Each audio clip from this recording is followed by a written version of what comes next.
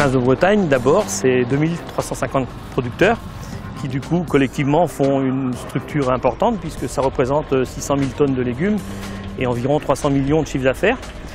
Donc, c'est une marque qui appartient au Cérafel, qui est l'AOP, qui regroupe donc les OP de production de légumes qui sont situés sur la côte nord de Bretagne. Donc, ça va de Saint-Malo avec Terre de Saint-Malo, un pôle au milieu, et puis Saint-Paul-de-Léon avec la SICA principalement, et ça va jusqu'à Brest en fait. Ça donne une image d'un gros trust, d'une grosse structure, mais en fait c'est que le rassemblement de petites structures. On doit être à une trentaine d'hectares par exploitant.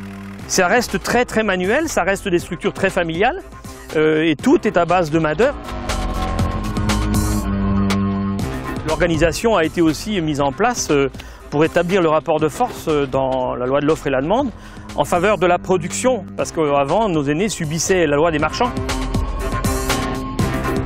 La logique, c'est d'avoir une marque forte, qui soit un signe fort auprès du consommateur, en tout cas une identité.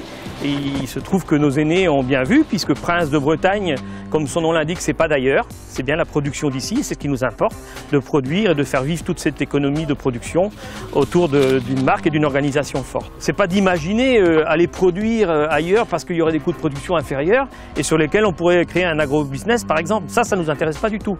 Et Princes de Bretagne, c'est bien d'ici et pas d'ailleurs.